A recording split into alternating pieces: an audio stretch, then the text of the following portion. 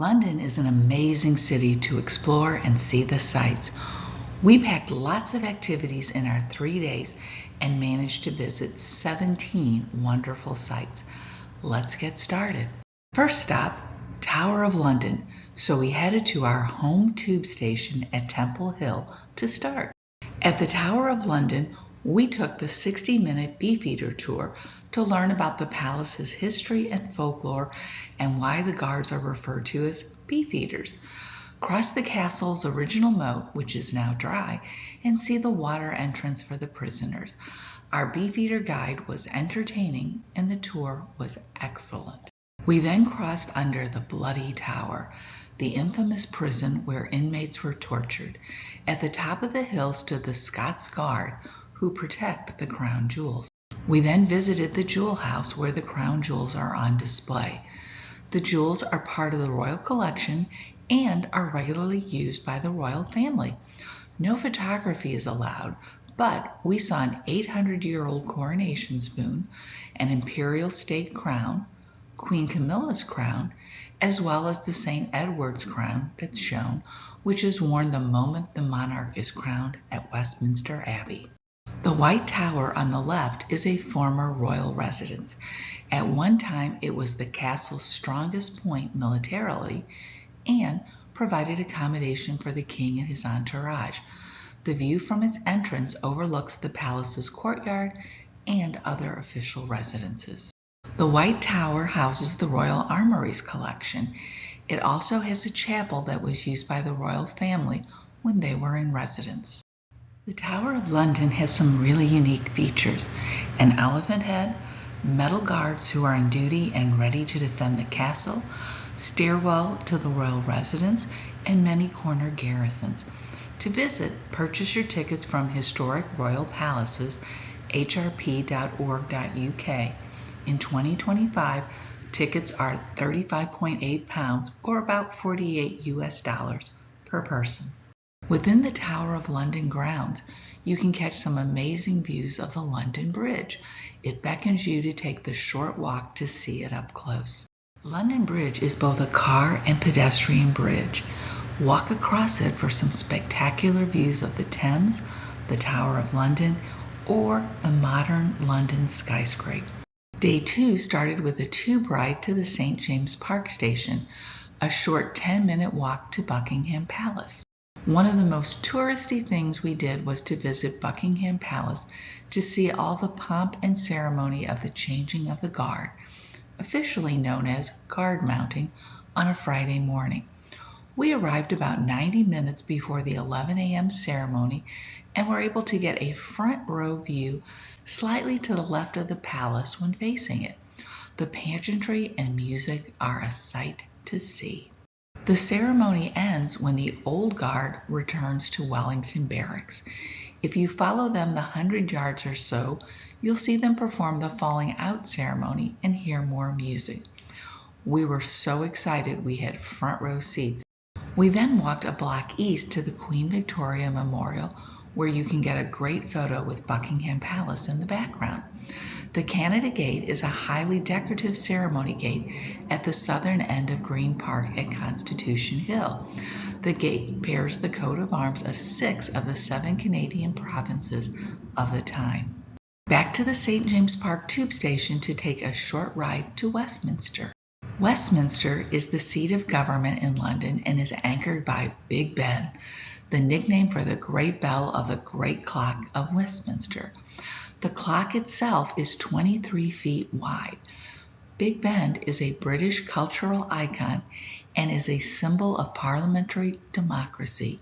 It's a pretty amazing sight to see. Walk across the Westminster Bridge to get the best view of the Palace of Westminster, or Parliament, from across the River Thames. Big Ben, also known as the Elizabeth Tower, is on the right. When the flag is flying from the left side's tower, it means Parliament is in session and you can pop in for a visit. The Jubilee Walkway is a lovely pedestrian path across from Parliament, and it includes a COVID wall memorial. Westminster Abbey is an Anglican church, and since 1066, it has been where 40 English and British monarchs have been crowned. At least 16 royal weddings have taken place at the Abbey since 1100. The church is simply magnificent. Westminster is also a burial site for 18 English, Scottish, and British monarchs. Here you can see the tomb of Queen Elizabeth I and Queen Mary I. Facing south, you'll see the church's nave and beautiful stained glass windows. This is a closer view of the nave, and you can see it's relatively narrow. This is Henry VII's chapel ceiling. Here's the Abbey choir. Our Westminster Abbey tour also included visiting the Queen's Diamond Jubilee galleries. It includes many treasures and is above the arches of the nave of the church and accessed through the Western Tower. The exhibits include a life-size mannequin of various English and British monarchs, a portrait of Queen Elizabeth II, an original coronation chair, and the wedding license of Prince William and Catherine Middleton, who were married in the Abbey in 2011. No pictures can be taken in the museum, so shown here are items found on the internet that we were able to see. Outside Westminster Abbey is a statue of William Churchill. It is said that the statue is charged with a small electrical current to stop pigeons from landing on it and creating a mess. We walked down Whitehall Street until we saw a black fence that's guarded 24/7 to catch a glimpse of 10 Downing Street, the Prime Minister's office, or Britain's version of the White House, which is 300 feet down the street. It's heavily guarded with security cameras, roadblocks, and police, so you can't get much closer than a street-side view. A trip to London is not complete unless you get your picture snapped in one of the famous red telephone booths. Westminster is also near the famous London Eye on the south bank of the River Thames. The London Eye is the world's tallest cantilevered Ferris wheel and another popular tourist attraction in the United Kingdom, with over 3 million visitors annually. We did not do the 30-minute circuit, but it was an interesting sight to see. From Westminster, we hopped on the tube and headed to St. Paul's Cathedral, which also has its own stop on the tube. A short walk from the station is St. Paul's Cathedral, another Anglican church in London. It was a wonderful day to visit with clear blue skies, and the cathedral's exterior is quite spectacular. We arrived around 4 p.m. and took a stroll around the entire church. Given it was late in the day, the concierge noted if we waited about 15 minutes, we could enter the cathedral for free to take a peek inside, since there's an entrance fee before that time. This is the church where Prince Charles and Lady Diana Spencer were married. Look at the facade's triangle. There's a statue of St. Paul, and it tells the story of his conversion. The right tower has a working clock face. We patiently waited to get a short inside tour of the cathedral. Standing at the back, you have a great view of the nave and the stained glass. It's a big church as it's 515 feet long. Its spaciousness is accentuated by its lack of decoration. Near the center, we took a seat to gaze up at the dome. It's painted with scenes from the life of St. Paul. It is absolutely stunning. Day 3 started with a tube ride to the Charing Cross station, which is close to Trafalgar Square. Here we're at Trafalgar Square. Central to it is the monument honoring Admiral Horatio Nelson. He stands atop a huge Corinthian column and faces the direction of his greatest naval battle, where he saved England in 1805 from Napoleon. At its base are 4 huggable lions. The National Gallery, free to the public, was spectacular. Get your timed entry ticket in advance to make getting access much easier. The National Gallery houses works from Monet, Van Gogh, Raphael, and Da Vinci. I found it interesting to see portraits of Ben Franklin and George Washington here. I was expecting to see The Execution of Lady Jane Grey by Paul Delaroche, which is a must-see for the museum. Seeing this painting portray the moments preceding her death is a great introduction to the long and brutal history of executions in London. And the memoir painting at the theater is truly beautiful.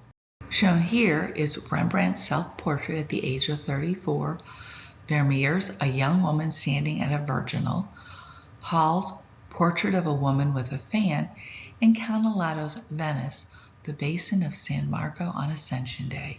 We did a short tour of the National Portrait Gallery that is right behind the National Gallery and is also free to enter. The Portrait Gallery is a museum that houses a collection of portraits of historically important and famous British people. Another short walk took us to Piccadilly Circus, famously known for its video display and neon signs mounted on a corner building on the northern side, as well as the Shaftesbury Memorial Fountain, which is a great meeting place. Piccadilly Circus is also near the West End's vibrant theater district, renowned for its rich history, diverse performances, and iconic venues, and a must-visit for theater lovers. We then hopped on the tube to go west to Kensington for a quick visit there. The Prince Albert Memorial was commissioned by Queen Victoria in memory of her husband Albert, who died in 1861. And across the street from the Prince Albert Memorial is the Royal Albert Hall. It opened in 1871. It is host to classical rock and pop concerts, ballet, opera, film screenings, sports ceremonies, school and community events, and many more. Nothing was on the schedule at the time we visited, so we didn't get to see the interior. We couldn't leave London without having an authentic British meal at the Bank of Old England. Fish and chips and beef pot pie with chips and a beer. I hope you enjoyed our tour of London and get to see many of these fabulous sights. Thanks for watching, and if you like the video, consider subscribing to the channel or at least giving it a like.